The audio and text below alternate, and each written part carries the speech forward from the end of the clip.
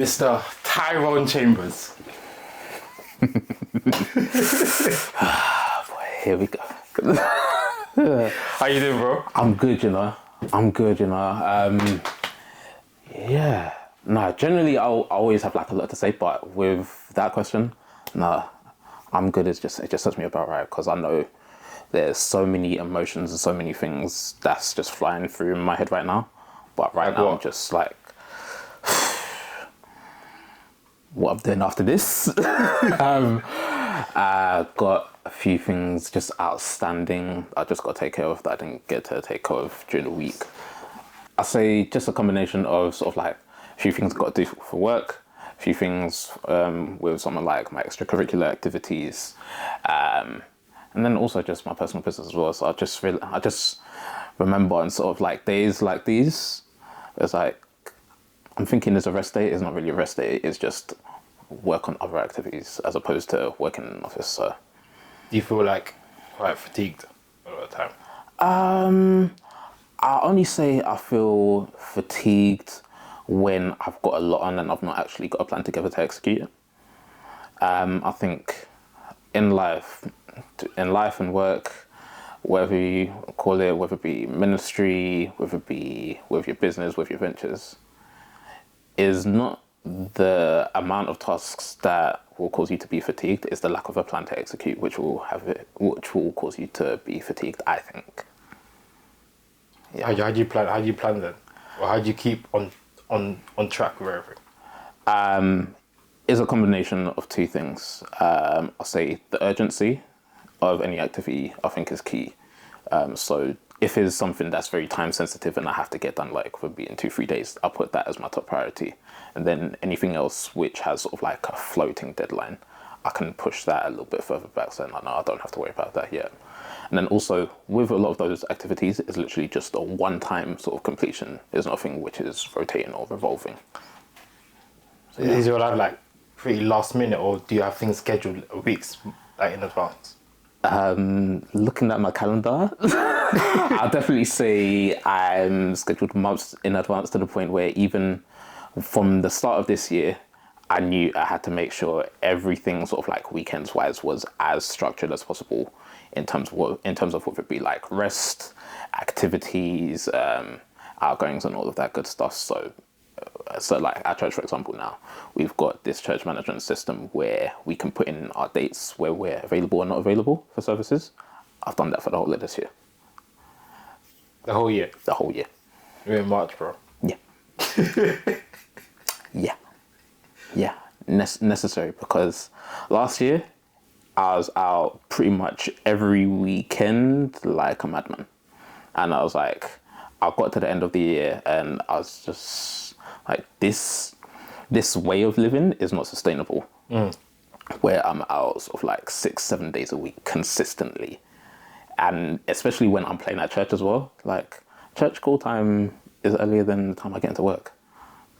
Church call time is earlier than the time I leave for work, come to think of it. But it's a thing where I can't be going in tired and then expect to deliver my best. It doesn't make any sense. So I'm just trying to get a fine balance of rest and activity. And as much as I struggle with it from time to time, I think, we're about 3 months in, almost a quarter way through the year. I think I've done all right this year. So how have you been finding that balance then? Definitely taking intentional like weekends off, would be like saying from now in June, this weekend, like whether it be the second weekend in June, I'm not doing a thing. Even if you know you've got something to do, you'll still say, nah, I'm not doing it. That week is a thing where this year, as violent as I've been with my work, I've been violent with my rest. Like certain things, they have to be non-negotiable. Like if your work is non-negotiable, but your rest is, then your work will kill you. That's the actual reality. If your personal time is something that can be negotiated with, but the work that you do for everyone else isn't negotiable, then how is it that you can say, one, that you love yourself, and two, you value yourself, when you're making yourself an option and you're making everyone else and everything else a priority? It doesn't make any sense. So this year, I've been very intentional and very sort of like assertive in terms of this weekend, I'm not about. So the thing was like, even in terms of weekends, if there's activities that come up, I'm okay with missing out on it. It's a thing where FOMO is no longer a thing for me. It's like, if I miss it, I miss it. Like certain opportunities, it might come around again. It might not. I'm not really fussed by it anymore. Because we get so caught up in, I've got to be here, I've got to be there. I was just like, do you really? So this year has definitely been a thing of getting rid of FOMO and sort of like embracing JOMO, the joy of missing out. So I've not had that. yeah, The joy of missing out. Joy of missing out. Yeah, because Wow. the thing is like the opportunity cost of trying to make it might just be the rest that you needed. It might just be that mental space that you needed, the freeness just to think. Because we get so caught up in our activities that we don't give ourselves time and space just to think, just to maybe in some cases plan as well, and times just to be. Be still. Just to be still. Like, it's not every day be active. Like sometimes it's just, you just sit back, you relax, and just go. Breathe in and breathe out. In this culture today, we don't get to do that. Or it's like, it doesn't permit for you to do that often, if at all. So now this year, I've been very intentional about, let me work well, let me work with intensity, but let me rest intensely as well. So yeah, this is what 2024 is for me, and it's not even just for 2024. It's really me moving forward. Yeah. So I'm guessing your 2023s and 2022s were. Hey, those two years were probably, I'll say they're probably two of the most significant years in my life for where I am now. The people I've met, the opportunities that came, have been so transformative for me. Just to give you a little bit of context, came out of lockdown in full sort of like in 2021. I had an idea as to where it was I wanted to do with my work and with my business, but wasn't actually sure how. 2022, I was connected with a few people and introduced to a few people, and I got to work on a few cool events. So worked on the Premier Gospel Awards. There was a concert that BB Winans did about 18 months to the day.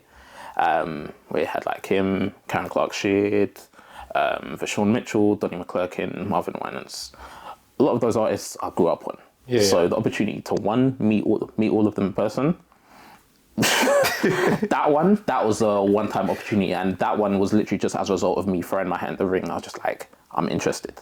And what exactly, for those who don't know, what exactly is the work that you do or did do in that time? So in that space, I was just I was a backline tech assistant. So I was just making sure everything with the band and the stage plan was set up. I've got to give a massive shout out to Ace as well. For those of you who don't know, he's IO Oyurinde. He's a production manager, music director. He's been in the music industry for well over 2 decades now, I think. He was the one that gave me the call and gave me the role. And that was, I say that whole day was just life-changing in the sense that I was reliving my childhood musically. And then just to see that kind of event happen in the UK is something we've not had over here for years. And then later on as well, probably about two months later, I worked on what was the reunion of the original members of London Community Gospel Choir. They had a reunion concert, and this was their first concert together in about 30 plus years. Wow. And that was after sort of like them getting together a few months before, where via one of my bosses, Lawrence Johnson, who was one of the co-founders, he then connected me with Tony Williams, who's a production manager who's been in sort of like the music industry from the early 80s. So between the both of them, I was afforded the opportunity to work as a production assistant on that show. And then they also performed as a part of LCGC's Gospel Christmas in December. And that was up at the Royal Albert Hall. So it's just been sort of like a roll on, literally event after event, opportunity after opportunity, pretty much ever since. Straight out of lockdown. Literally sort of like straight out. I wouldn't even say straight out of lockdown. It's just from sort of like mid 2022, because it definitely took me. It took me some time to get going, because with work it's like I was never sure what it was I wanted to do, but it's like once that sort of like 6-month window sort of like came to pass and everything happened, it's just rolling one after the other. So it's literally about this time last year, worked on a project where I was production manager for an artist who was putting together a few visuals for some of the original songs. I can't even tell you where it is because it's not out yet. But all I can tell you is she is an amazing artist. Someone definitely to follow. Someone called Kaya. I'll send the handles, and that way you can go check her out. And that was about a year ago. And then later on that month, that was when I got the call to ask if I was interested in doing the work that I do now. And then the weekend before I started that role, did another event, Wales production assistant up at Hackney Empire. First time going there, and is one of the most iconic venues this country has. Yeah. So just being able to look back over the last 8 months at that time, where I could be like, I've done multiple events at Royal Albert Hall, I've done Hackney Empire, worked with some of the most sort of like iconic artists and figures we've seen here in the UK and in the US. It's like that's a thing where I can only ever attribute to God, because that's never something I could have planned or fashioned. I couldn't put a 3-year plan together and tell you where, as I was coming out of lockdown, I'd have been able to have achieved that. That one could have only been God. And then a couple months later, I got to work on the Premier Gospel Awards. Like another one was just like, it's just a roll-on effect of just so many opportunities, so many great things happening. And all I can do is just sit back and think and just be thankful for that, because as a child, those things were really something I was like, oh yeah, that's something I could do. It was like a lot of those things were a pipe dream. But the reality is, a lot of those things are pipe dream until you get into the spaces and circles of those who can make your dreams happen, or make the things that you want to do come to pass. How you do it, it really is. Sometimes you can plan it, other times is other people that's working on your behalf. So it's really important to build relationships, I think, in life, and to actually be someone that people want to relate with and be around. And now even this year, just how things are going on, just been so many great people I've met over the last sort of like year or so. So many different opportunities coming here and there, and a few things I'm working on as well. Which I say, to be honest, with all of the things I've worked on, with the events I've been a part of, I say my projects that I'm sort of like in the early stages of building, those are the things I'm probably most excited about, because these are things that haven't been done yet. Yeah. Just like full stop, like point blank. Because especially in music, one thing I've always found is we're very good at, whether it be putting on events, you name it, but in terms of documenting the history and the story behind, whether it be UK gospel, for example, or us, do I even want to say it? I say us in the African Caribbean spaces generally. We're great at being able to put on events, create community. But in terms of documenting our history, it's something that we've often failed to do, and as a result, stories get lost. So when every generation comes on, they think that they're doing something new, but the reality is they're doing another version of something that's already been. And it's been lost because of the lack of stories being told, generation. And things just being documented, I think. So that's one of the things I'm working on in a way, but it's gonna come together, I want to say, within the next sort of like 6 to 9 months.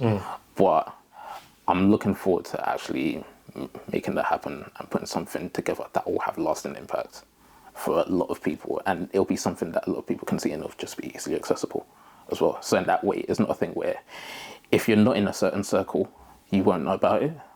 Because I think a lot of people know about history of certain genres, certain spaces, because they've been in it. Yeah. And those outside, it's just like, they're just outsiders. Yeah. But I think if you actually give the time and space to actually document the stories, the word about what you do and what's been done as well will get out more. And I feel like that's something that we all need. Because the reality is there's so many, whether it be world-class musicians, figures, people that have come through sort of like our spaces, they're too good not to share, I feel. So I say that's one of the projects I'm most excited about. But yeah, that's just one of the things. But that's the one that's really has my heart right now. See, like you do a lot of things. Yeah. What is the one thing that ties them all together? Do you think? What's the one thing that ties them? Because I'm hearing you, like, especially about the project you're doing now. Yeah. It sounds like your heart is in like history of people. Yeah. Whereas before you mentioned that, I would have never thought that's where your heart would be. Because before that, all I heard was production and like events and stuff. Yeah. And all of a sudden you're into storytelling and history. So where is the sort of common denominator with like not just those two things, but just Tyrone generally? Do you think? I'll say the common denominator. That's even a question that I've often tried to sort of like fashion together, but it's never been one that I've been able to comprehensively answer. I'll just say more than anything, just from an organizational standpoint, I feel like sometimes it just needs planning, and I'm great at planning. So in terms of production, that's something I can do well. It's something I've been doing in so many different places and spaces over the years. With storytelling, to be honest, that's literally been over the last year where I've learned about the art of storytelling. And just sort of like, it's not a thing of, oh, the story isn't great, it's how you deliver it. So I'll say planning and organization is the one thing that brings everything I do together. Because that's one thing I can do in my sleep. I can do that while I'm on the move. Like, as we was coming here today, I was literally planning the rest of my day, planning even tomorrow, and I was just like, okay, I need to make sure I do this, I'm just like, that's some of the things, that's one of the things I can just do in my sleep without a problem. Another thing, I say, aside from all of that, I think is community. With a lot of the things I do is not, I was like, is me, but is not for me. I think one of the things I take great joy in is seeing the impact of the work that I do in various communities and various spaces. So I think that's one of the biggest ones for me. So with everything I'm doing, everything I've been doing, and everything I'm going to be doing moving forward, that's sort of like going to be my main focus in terms of like impact and community. It's not a thing where it's like the numbers and the metrics and stuff. I've been in the spaces where people want to see those numbers, whether it be like in social media, everyone's all about how many impressions is it, how many views. But let's call a spade a spade. Instagram Reels, your views are counted the moment you open up a reel. On Twitter, it's 2 seconds.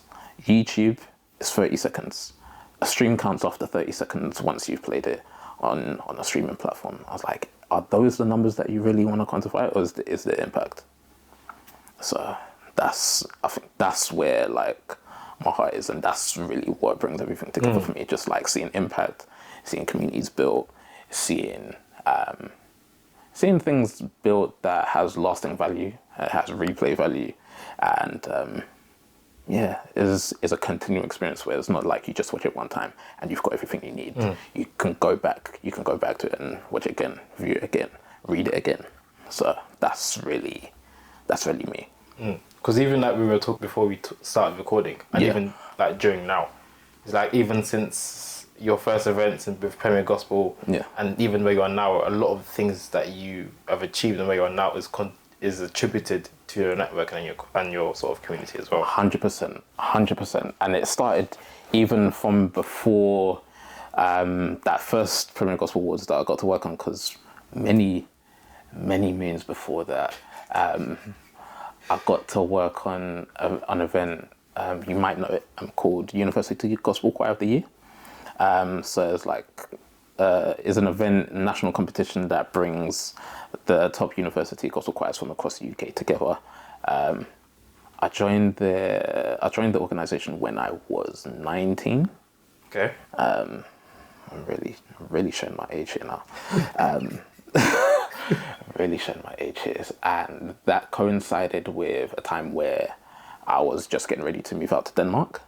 So the timing of it was just sort of like, there's just so many things going on. So it's like, I just got the confirmation that I was going to Denmark. About 2-3 days later, I did my interview before joining the UGCY team. And then sort of like those first 3 months of the following year was a combination of me settling in to Denmark, doing planning for UGCY, and it was probably one of the greatest experiences of my life there, purely because it was a new country. It was my first time being abroad with UGCY, with the work that they do and the work they've been doing. It's something I was always like, getting gospel into university it's something that we should do over here, because I've always been used to seeing, whether it be university gospel choirs in the States, seeing youth choirs, all of that. So that was great just to be a part of and just to sort of like grow in. That was where I got my first foray into events outside of sort of like my home church. Yeah. And then I can't even believe. You sound like you're going back. I'm going back. Literally just recounting everything. I flew back a couple of days before the event, and then this was now like early April 2014.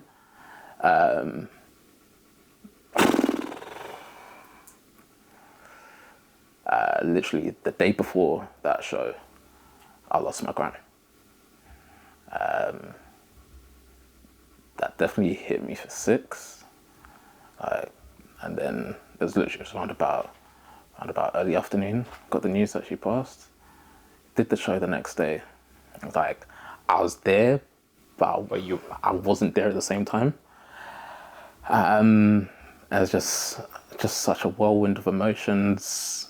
But over the next month, even, to be fair, because I still had to go back to uni. I still had exams I had to prep for, and then I was doing it back and forth over that next month to sort of like go back to Denmark to do work and to do exams, and then I was flying back over to help with funeral prep and all of that, and my head was hit for 6, and it was just a thing where I appreciated, first and foremost, just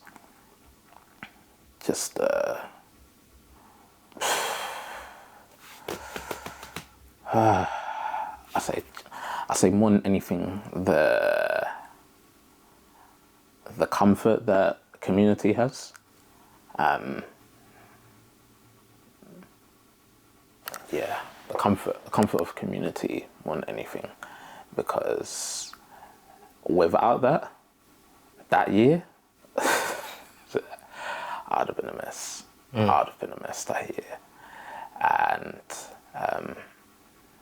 it was just literally, there's so many things just going on over that time. And across sort of like the next 2 years, I'll say the next 2 years, next 3 years, I was like, UGCY was one of like the underlying things in my life over those 3 years. So every year it just got better and better. Over that time for me, it's just like the experience improved, and I was just like, 2014, lost my grand literally the day before. 2015, this was, I think it was it 3 weeks after that show? And bear in mind, 2015, I was going into my final year of uni. I lost my godfather, and his funeral was the day I had a presentation at uni, so I couldn't even make it. I couldn't even go for the funeral. And one thing that just reminded me, it really just sort of like really put into sort of I guess sort of like a main character space. It just put front and center the finality of death. And it just really served as a reminder for me just to not even like live every day like as your last, but if you can leave something of impact with every person you encounter, that's gonna be what sort of like makes up your legacy, because it's not gonna be a thing of what you leave like financially as an inheritance, because the reality is that can fade away over time, but what you leave in people, that's gonna be the thing that stays. So I can't believe we ended up here.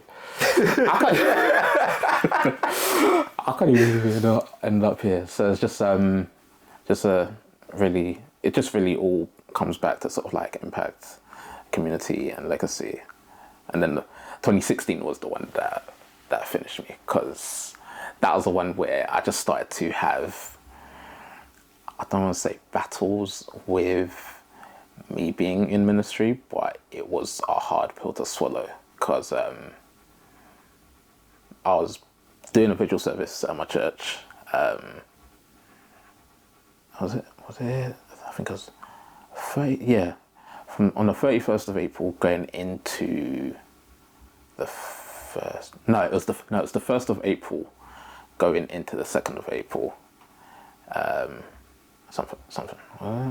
Yeah, something like it's just. I just remember it was either one of the 31st or the 1st, going into the next day, and then I came back home, and then as I got up, I found out my uncle passed that morning. It's literally around about 1 o'clock. So it's like that one spun me, because it's like I saw a message from my dad. He's just like, "Oh, what time are you getting home?" I was just like, "Why are you up at 4:30?" I was like, 4:30 a.m. I was just like, this don't make no sense. I was just like, I'm like, of all people, you should be sleeping. You should be sleeping, because I'm like 4:30 a.m. on Saturday morning. And then when I got up later, and then me and my mum told me what happened, that was the one which, to be honest, it still cuts now. It still cuts now, because he was literally sort of like 5-6 weeks older than my mum, and he was my dad's baby brother. So that was the one that really cut the deepest, because I was just like that's my uncle, man. Like, as much as grandmother, like godfather is like it hits, but then there's a thing where you're also wary of the fact that they are older and they won't be here forever. But when it was my dad's little brother, that was the one that it just cut, purely because it was just like, my granddad's still alive. Like, we talk about, like, no father should have to bury their son. But as a thing, I was like, that's not just the case when it comes to, like, this knife crime. Even as we get older, no father who's sort of like past retirement age wants to be burying their son. And seeing my granddad there as his son was getting lowered, and then with all of us helping to sort of like around the gravesite and stuff, I was just like, that's my dad's baby brother. And then I was even considering the fact that, like, I'm the baby brother because I'm the youngest of three. Like, I've got my brother who's 7 years older than me, and my sister who's 4 years older than me. And even at that time, I was 22, and it just had me thinking. I was just like, as much as I don't think I could process the fact that they'll die. I don't know at what time. I don't know if they're going to go before me, if I'm going to go before them. I wouldn't say I'm in a position where I could fathom that thought that I could potentially be burying my nearest and dearest, even though I'm I wouldn't say I'm used to it. I've gotten to the point. I've gotten to the point where I'm at peace with death enough, where I know it's inevitable. But it's still not something that won't still hit me when the time comes. Yeah. And I think more than anything now, it's just caused me to lean more into sort of like the people that I love to, like, would be to support them, or to embrace them when I do get the chance. Because right now it's just a thing where quantity time is, I wouldn't say I'm the best at giving that, but quality time, that's sort of like how I know I can love and appreciate and support well. Because there's a thing that's like, reality is, whether we all want to say it or not, everyone deserves their flowers, and everyone should be able to smell them as well. It shouldn't be a thing where the greatest words that are said about people are at their funeral.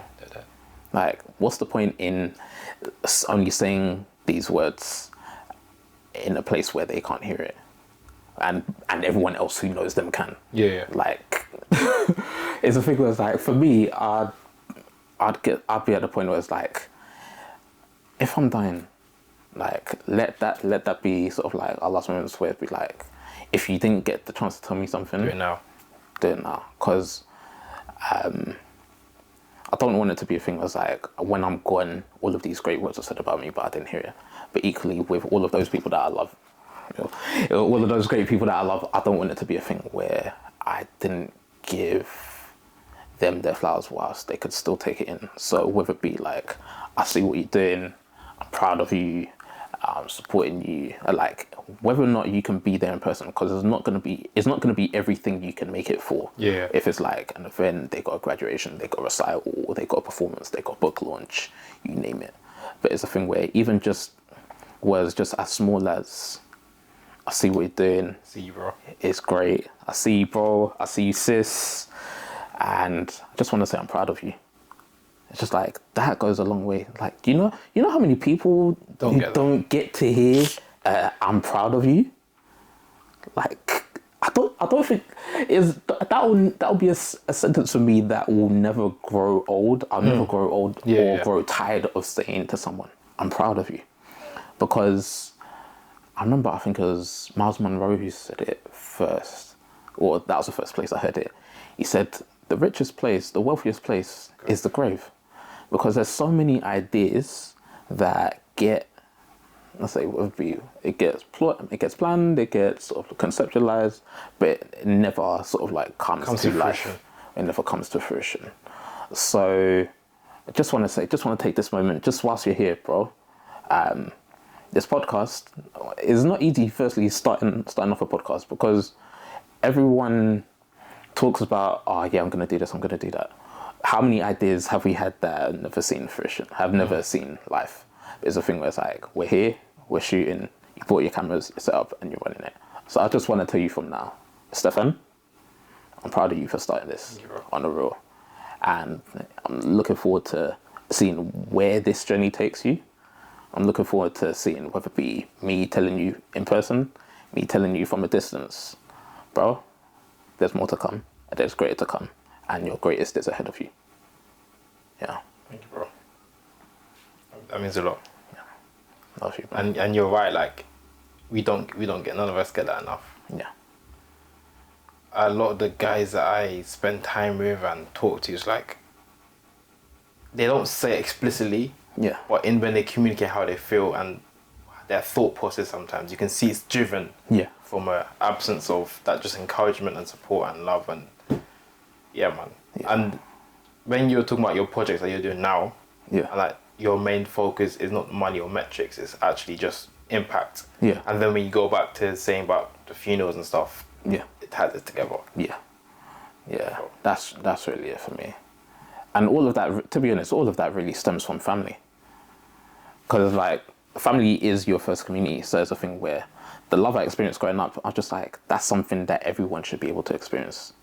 So with all of that I'm doing, I'm just like, to be honest, I can never be thankful enough for how I was raised. and for where I was raised, because the thing was, like, I was the youngest of three. I was born in South London.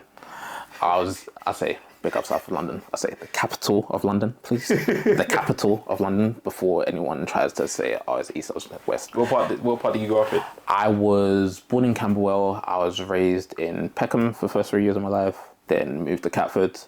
Then was in Thornton Heath. And then for the last 20 years, I've been out in Dartford. I've really just given everyone the maths for my age. Wow. Okay. So you call me a Kent boy. I'm not acknowledging you. I refuse to acknowledge being a Kent boy. I'll always consider myself to be a South Londoner. The South is where home is. Mm. South is where my heart is. I was raised by my mum and my dad. They're coming up to what's going to be 39 years of marriage this year. My brother is 7 years older than me, as I mentioned before. My sister is 4 years older. We all had very sort of like different experiences growing up because we all went to different schools. Oh, really? Wow. Yeah, so it's like my brother and my sister, they went primary school together for most of the time. They were in primary school. And then I joined up with them as I got into sort of like that age. And then as we then made the move, it was a thing was like my brother went into secondary school, my sister and I moved to a different school. And then my sister went into secondary school, which was literally just around the corner from my brother. And then that was sort of like the time which sort of coincided with the move that we made out to Kent. And then I was in Kent pretty much from the latter stages of primary school all the way up to sixth form. And it was a thing where I wouldn't have it any other way. I really wouldn't have it any other way. And funny thing is, even as well with all of that, there's still something that we all had in common with each other. So like my brother did French and German, my sister did French and Spanish, and I did Spanish and Japanese. So it's like, it's just so crazy how all of that can still come to play despite our experiences being so different. And it was also very interesting, even as I was growing up, just how sort of like how sort of like embrace school in different ways. And then as I got older as well, I guess I learned, realized, found out that I was diagnosed with mild autism, a stroke Aspergers, when I was younger. So I was diagnosed at about 3 or 4 years old. It was a thing where I was great at maths. I was able to do my 12 times tables from when I was 2. So I think my mum still might have the videos and that stuff now. There's so many people who knew me from when I was like yay high, who knew that me and maths were like this. So anything mental arithmetic is like, you were there. I was there. Anything sort of like comprehension, I struggled with. Speech, I struggled with. So did about 3 years of speech therapy. And then it was like over that time that coincided with when I started nursery. And then my teachers basically, they said to my parents that I wouldn't make it in mainstream education. They didn't think that I was gonna be able to even get through. They thought that I'd have to go to like a school for those special needs. That's it, special needs. I was trying to remember, and it was like that was sort of what coincided with my first school move as well. And then I flourished there. But it's a thing where, because I was a kid, I didn't know all of this was happening around me. It was only as I got older, and I was like, oh, this was why that happened. This was why that happened, etc. I struggled with eye contact. In social circles when I was a kid, it was a thing where everyone in nursery was playing around, they was playing with each other. I could easily be on my ones in the corner. I could be fine. Like I was that kid as I was young in the corner who could just be individual, like just very much in his own space, and I'll be absolutely fine. that has definitely stayed with me. In terms of the ability to be by myself and be okay. As I have been, to be fair, I had the experience of first living away from home when I was 19. Had that experience again when I moved out 5 years ago. And when you see all of this stuff on Twitter or X, as it's called now, Instagram, when people say, if you was to go on an island for how long, I say, and you get $2 million, but you could only take 3 things with you, or would you be able to do it if it was for 3 months? Would you do it? I'm telling you straight, run me that money. Run me that money, because I can do that easily. But I think now, as I've got to the age I am, I've been able to find the balance of being able to be by myself and be okay, and be around people and be okay. And I think that is a place where I'm thankful for, because it wasn't always like that. I had as with everyone, to be fair, we all have those eras and those chapters in our life where it's like you make friends easily, you lose them, and then you're trying to find your identity, you're struggling to find your circle, to find your tribe, to find your people. And I got to the point where it's like, whether I find more people or not, I'm good with the people that I have. And anyone else who comes into my life, regardless of where they may sit, whether it be like inner circle, your outer circle, your outer circles, I'm good with that. Just a thing of really now, just try to live good with everyone. It's like, there's no need to have malice in your heart. There's no need to intentionally go out to cause harm, because I'm just like, there's too much going on to add to it.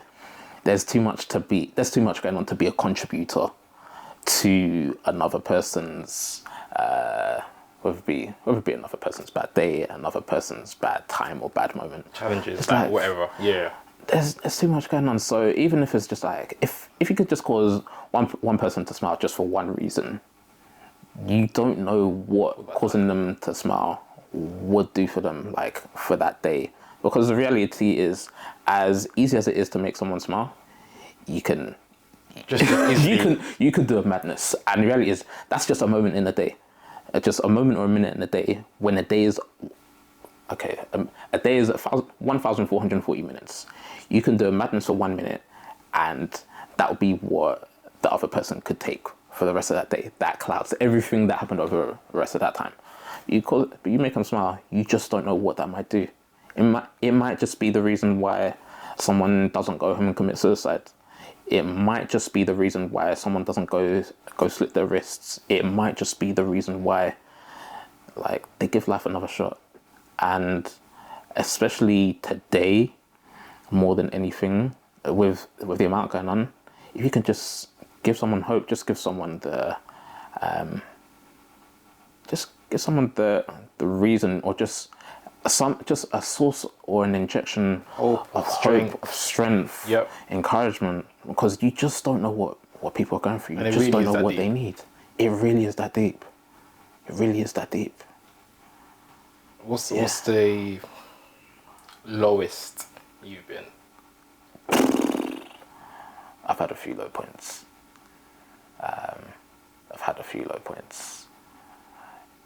Some of them definitely in around sort of like those moments of grief. Others was just sort of like identity, just not knowing who I am, what I want to do. Of course, others are financial. Like, I remember the days where, like, even in uni and out of uni, where I'd maxed out that overdraft, and it was like, I wasn't sure where the next sort of like injection of money was coming from, and I was outside, and I was just like, I don't know how I'm getting home. I was like, I don't know what I'm gonna do. There was times where I was just doing sort of like my forecast and everything, and I was just like, something has to change. Something has to change. I don't know how, I don't know what, I don't know where, but all I know is it has to be now. I'll say the last time where I really experienced that was probably early 2022. Because I remember I was out, a few things taken care of, and then I realised I was outside. It was like, it was out, it was a friend's birthday. I was like, I really need to be, I don't even think I had the money to even pay for that meal. And this was like a group thing, innit? So it's just all of that. I was just like, how am I gonna try and sort of like do all of this acrobatics with my accounts just to try and put the money in? I was just like, what account am I putting it into? How am I was just like, bro, I don't know what I'm gonna do, but I can't let this happen again. Fortunately, I'm in a position where that's not happened. I don't ever want it to happen again, and it's a thing where moving forward, even with all the things I'm doing, as much as I say money doesn't matter, I'm just like, I need to make sure that that kind of situation doesn't happen, because if I'm out here trying to help people, whether it be like with anything work related or just find support, how can I do that from a position where I'm empty? And I'm not even talking like from a financial standpoint. Like I've been there financially. You can't tell me nothing once you've seen like there's less than £1 of that overdraft left, and you ain't got no cash on you. All you've got is your card, and you're like, I don't know how I'm gonna get back. I don't know what I'm gonna do. Yeah, you can't tell me that when you're looking at your Monzo account balance, and it's like you're seeing the menu, you're seeing how much is in your account, and you're like, I'm good at maths here. Inequalities, yeah. It's like the numbers here are not far off what I have left, and if I have this, then once I get back home, then I'm gonna be looking at my fridge. I'm gonna be looking at my gas and electricity balance. I'll be like, I might not have gas for the next couple of days. I might, like, electricity is gonna be fun. How am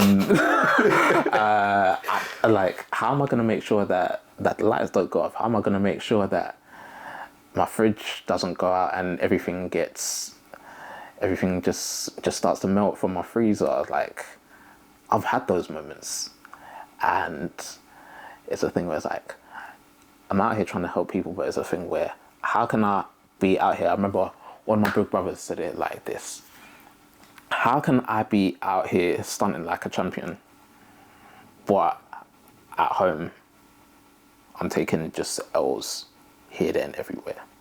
Like, it doesn't, like, I can't pour from a place that's in overdraft. Like, I actually can't. So I say the second half of 2022 going into 2023, and even this year as well, I've been very intentional about making sure that I'm not pouring out from an empty place. I'll say emotionally, I've been there where it's like, I'm good. Like, I've been there where I've just had enough. Like, I've been to those places where I was just ready to call it a day. I was just like, in a bit.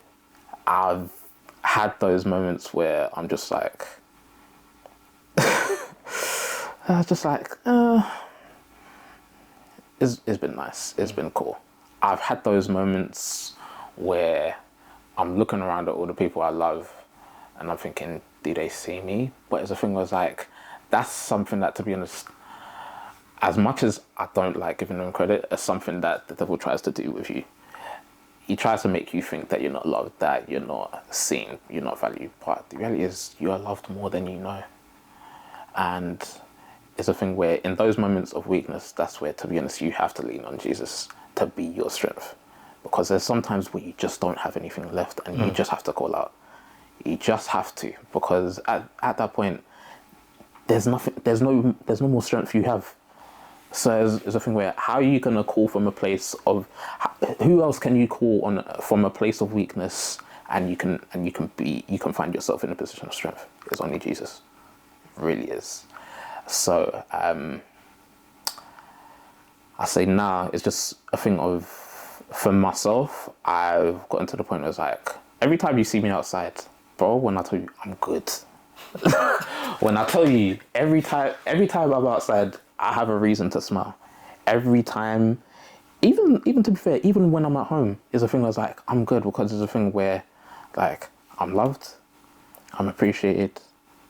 As much as I say, whether it be a thing where people say it to me in person, or they text it to me, it's just a thing where it's like, I'll be so real. It's like, I can only do so much from a sense of helping people. Like, there's a capacity that I have. Like, my capacity to help you is limited by the amount of hours in the day there are. Like, my days aren't unlimited, but the amount of love in my heart, for me now, I'm at a point where it doesn't run dry. And to be in that place now is one of the most rewarding spaces and places to be in, because it's a thing where you're pouring from a reservoir that never runs dry. So with everyone that I messaged hit up, I was like, I'm just looking at what so many people around me are doing. I'm just like, everyone in 2023 and 2024 is killing it in their respective spaces and their respective fields. And it's just so amazing to see. Like, it warms my heart. It just warms my heart. And I'm just like, for me, for everyone who's sort of out there, everyone who's out there listening to this, watching this, I'm just like, I want to see you win. Like, you've got people around you who want to see you win. And I think if you learn to be okay with that, I think the affirmation that you're looking for to be given, so in that way you can feel loved, you won't be desiring that. Because there's a thing where it's like, now a lot of the activities I do is not for affirmation, it's from a place of affirmation. So I think if we had more people do what they do from a place of affirmation, knowing that they're loved, not because of what they do, but for who they are, then I think we'll end up in having a lot more people who are sort of like, who are in a good space mentally, a lot more community as opposed to competition. We'll see a lot more gatherings where people actually come together because they love and support each other, not nothing like, none of this cliquey stuff or nothing sort of like related to, I got this many people out. It's like, because people want to come. Like, just doing things from a place of enjoyment, just from a place of love. And I think more than anything, I say moving forward, I've led with who I am as opposed to what I do. Because to this day, a lot of people don't realize I'm a drummer. Like, I've been playing drums now probably close to half my life. I started playing drums outside of church before I even played it in church. I think that footage is still out there, but I haven't seen it. With my old still band, we did a CBBC show. I still haven't seen this. So if I can remember, but it's one of them CBBC shows where the kids would plan their parents' holidays, and I don't know if any of the producers are there. Please, if you have that one where the kids and the family were going to the Caribbean and then they had a steel band in Biggin Hill, please let me know, because I'm still yet to see that, and I really would like to. Although 2 decades later, you know. It's been 15 years. It's been 15 years. It has been 15. I remember that raggedy van that we drove up in as well. Oh my gosh, that was memories. But yeah, I say lead with who you are as opposed to what you do. Lead with who you. I say that's probably been one of my biggest probably one of my biggest assets over the last like few years. Just lead with who you are, not what you do. There's people that I've met like even pre-lockdown, and then they learn after lockdown that I play drums. They're like, and there's a thing where it's like they're coming to play, and it's like, oh, you're on drums, you play. And then after we finish, they're like, oh, you play. I was just like, yeah. It's just like, yeah. It's just a thing where it's like I don't really shout about it because it's just like I'm not defined by the skills that I have. Like you're more than a drummer. You're more than a drummer. More than a drummer, because the reality is the moment you lead with you lead with what you do is the moment you start to imprison yourself and you allow yourself to be incarcerated by the thoughts that people have of you, because all people know you for is that skill. That's all people know you for, is like, it'd be like, oh, Tyrone the drummer. I'm just like, that's not the all-encompassing definition of who Tyrone is. Like, beyond being a drummer, I'm a son, I'm a brother, I'm an uncle, I'm a cousin, I'm a nephew, I'm a grandson, I am a lover of people, I'm a lover of peace as well. I'm a lover of music. I enjoy community. I enjoy things coming to life. I enjoy going out to concerts. Like literally, my last one was Peter Collins. He's an insane singer. I'll say the people who was there, yeah, they know. And if you go check him out on YouTube,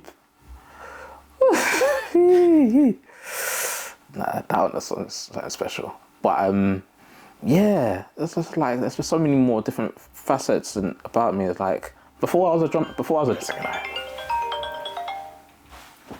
yeah, spot on. Yo, dog.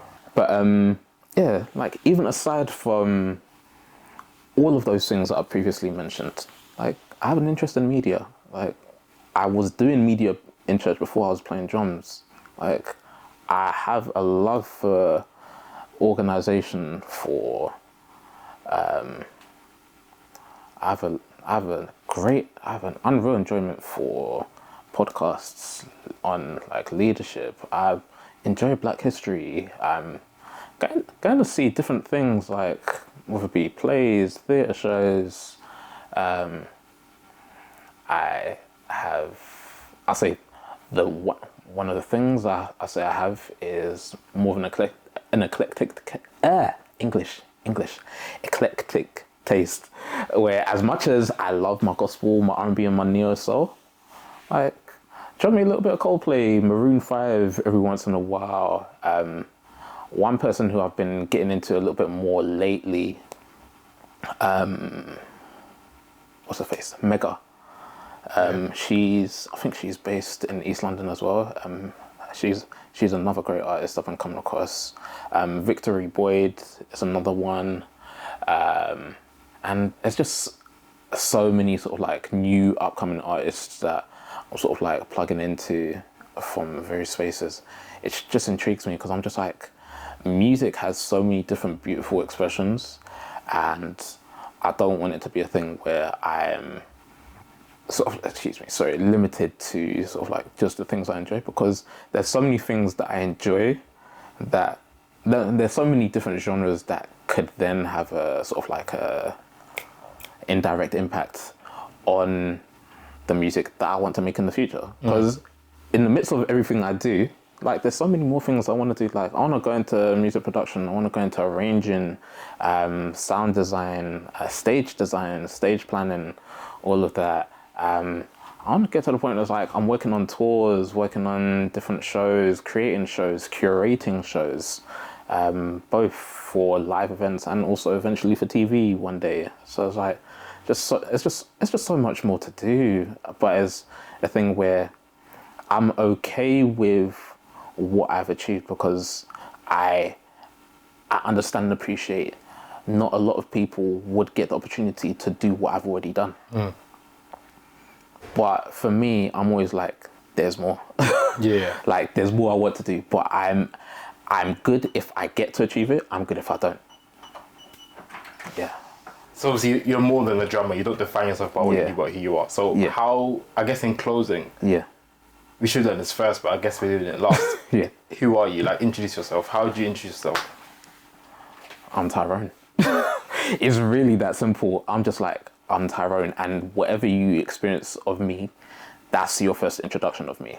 But I always leave that to be a starting point, because there's so many different angles and different facets and different sides of me to learn about. Is a thing where it's like, I can't just give it all at once. It's just like blah.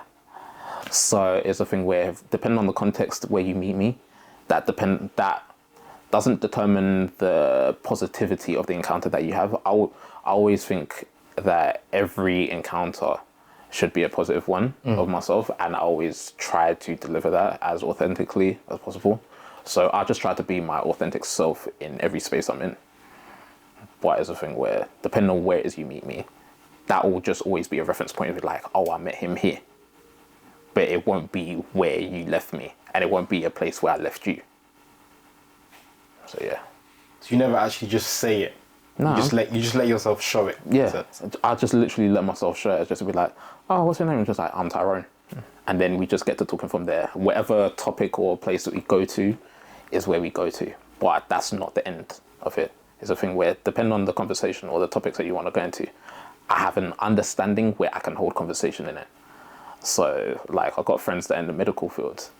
Like, I used to watch. It's a thing that's like, I've watched so many shows. There's like Grey's Anatomy, Hobby City. You watched House? House was a classic. House was a classic.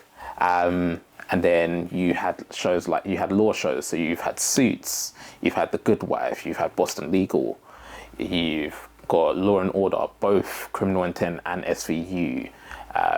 You've got would be like different documentaries on would be Animal Geographic. You've got different stuff in around history. You watch all these shows. I watched a lot of those growing up. So like even stuff around history. So like World War II. You've got Black Wall Street. So you've got like Black Wall Street in Tulsa, Oklahoma. There's various other documentaries on like the other black areas in sort of like the United States, the communities over here in Black Britain as well, when our grandparents came over as a part of the Windrush generation, the communities in Brixton, Bristol, Handsworth, Moss Hill. You had, what else?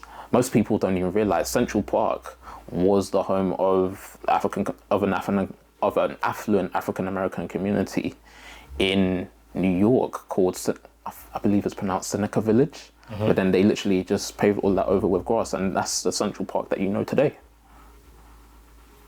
So it's just like, wherever the conversation goes, let's go. Like, let's take it there. So the thing is, like, I'm open to having the conversations, like, if people have an understanding of it.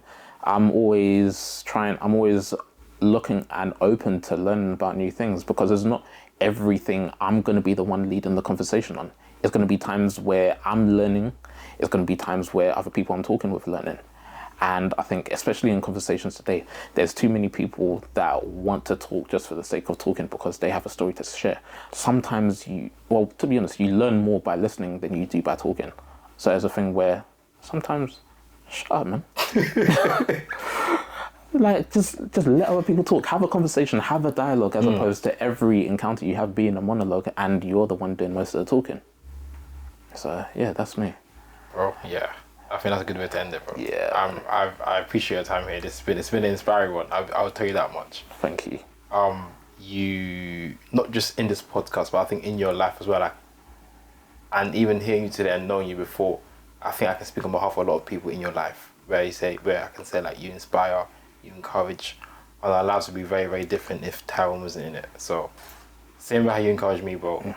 I have to encourage you. Thank you. Not just because you encourage me, but because it's the truth as well. I appreciate that. So, yeah, bro. I think that's a wrap. Yeah. You're good. Yeah, buddy.